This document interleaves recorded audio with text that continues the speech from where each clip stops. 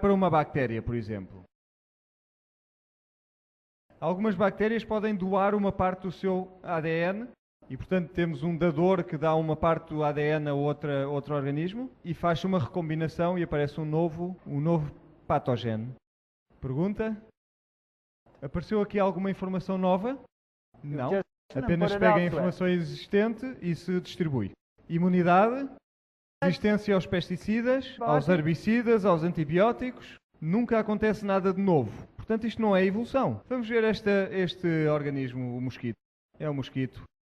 Tem um aparelho como este. Pode furar através da nossa pele e suga uma série de sangue. Certeza que este organismo foi desenhado para sugar sangue. O Darwin olha para ele e diz: mosquito, tu és um sugador de sangue? Foste desenhado para ser um sugador de sangue e eu não acredito que Deus te tenha criado. O mosquito não é realmente um problema quando ele está a voar. É um problema quando ele está quieto, sem fazer barulho. Quando ouvem este barulho, não é problema nenhum. Mas quando o barulho para, aí temos de preocupar-nos. Então temos uma pergunta. O mosquito macho terá este mesmo aparelho. O que é que o mosquito macho come? Sumo de plantas. Vai às plantas e suga o suco das plantas. Como em muitas outras ocasiões da vida, é a fêmea que suga o sangue. Então, o homem, ele é muito doce e gentil, ele só faz isso às plantas. Então, o que é que aconteceu? A fêmea tem um problema. Tem de produzir ovos. E a sua dieta já não é suficiente para abastecer os seus ovos.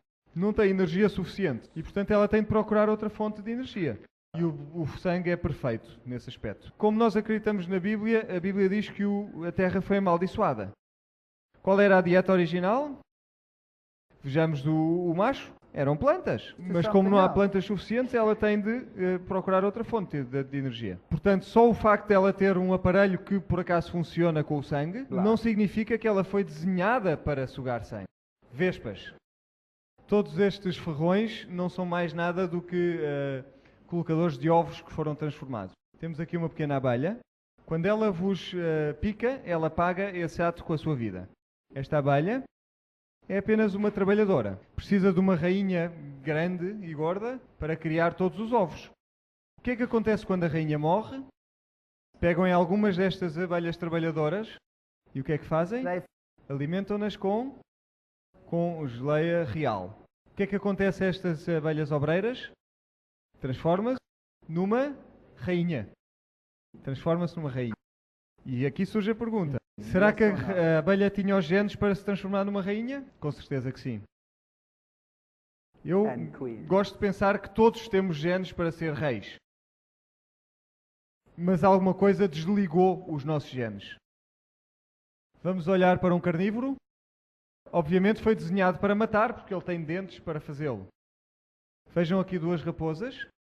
E elas foram desenhadas para matar. O cientista russo Dmitry Belaev, ele estudou o processo de domesticação das raposas. E ele fez criação de raposas que fossem mais boazinhas para os humanos. Em apenas 8 gerações, eram como se fossem cães.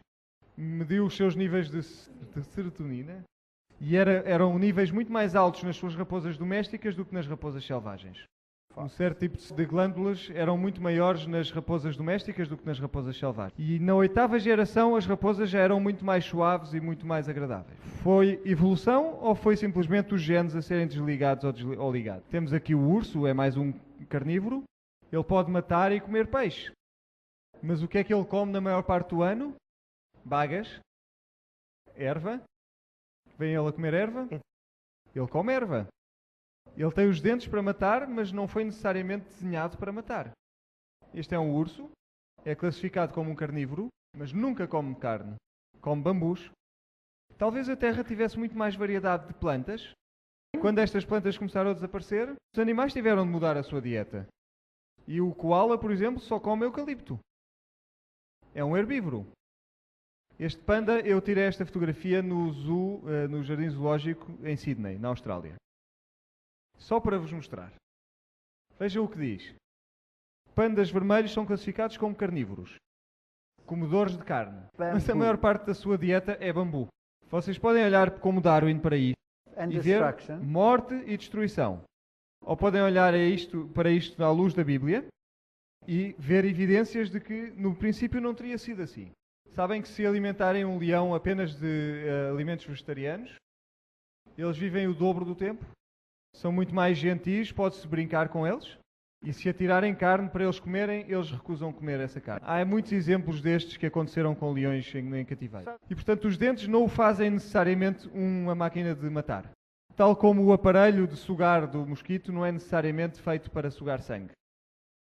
Sabem que quanto mais nos afastamos da dieta original, isto é a hiena, come cadáveres, temos herbívoros, carnívoros, temos os animais que comem cadáveres.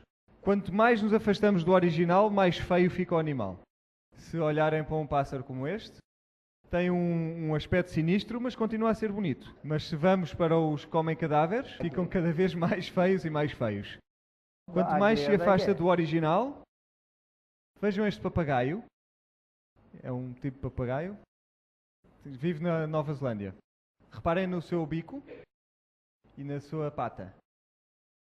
Um falcão, muito parecido com um falcão. Este papagaio come a raiz de uma árvore.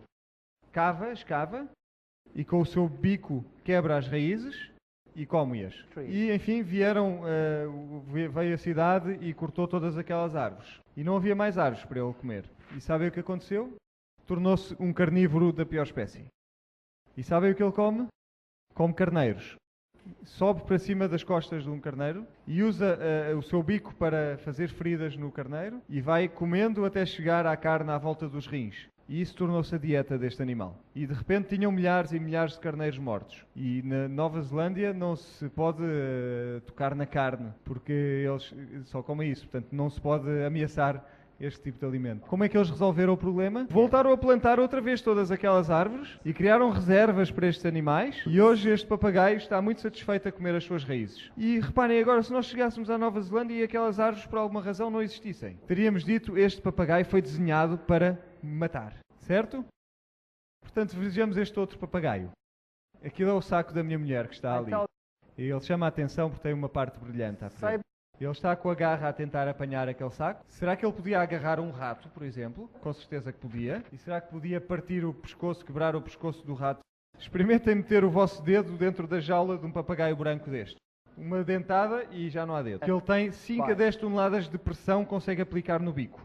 É um desenho magnífico, um projeto magnífico. E é excelente para partir nozes, mas também pode partir pescoços. Não significa que tenha sido desenhado para partir pescoços. Temos aqui outros. A piranha e o pacu são bastante próximos. Come sementes e este come animais vivos. E há pacos que têm dentes parecidos com os da piranha e mesmo assim só comem sementes. E algumas piranhas, se não existirem animais vivos à volta, também são capazes de comer sementes. Caem das árvores. Mas se a terra for amaldiçoada e não caírem suficientes sementes, alguns deles vão se transformar em carnívoros. E agora vejam estes pequenos esquilos. São uma espécie de esquilo. O que é que comem estes animais? Comem sementes e comem avelãs, bolotas. Bom, ultimamente com as chuvas ácidas, estas florestas que produziam estas bolotas têm estado a morrer. E não há comida suficiente para estes animais. E agora eles estão a comer animais que passam à sua frente. Tornaram-se carnívoros. Será que foram desenhados para ser carnívoros? Não. Os roedores, muitos deles comem plantas, mas não conseguem extrair suficiente energia dessas plantas. Portanto, são animais que comem os seus próprios excrementos, para reciclar várias vezes. Será que eles foram desenhados para fazer isto? Os coelhos fazem isto, os cavalos fazem isto, os roedores fazem-no. Eu penso que a Terra está amaldiçoada. Eu ouvi algumas conferências de uma pessoa que estava contra tudo o que eu estou a dizer. E essa pessoa disse que os intestinos de um carnívoro são muito mais curtos do que os intestinos de um herbívoro. E, portanto, isso prova a evolução. E eu falei com um estudante de doutoramento que estava a trabalhar na resistência aos antibióticos e ela estava a trabalhar com galinhas. Eu fui falar com ela e disse, olha, temos todas estas galinhas com dietas diferentes aqui, quero que me faças uma coisa. Aqui estavam as dietas diferentes. Vamos, por exemplo, soja. Algumas tinham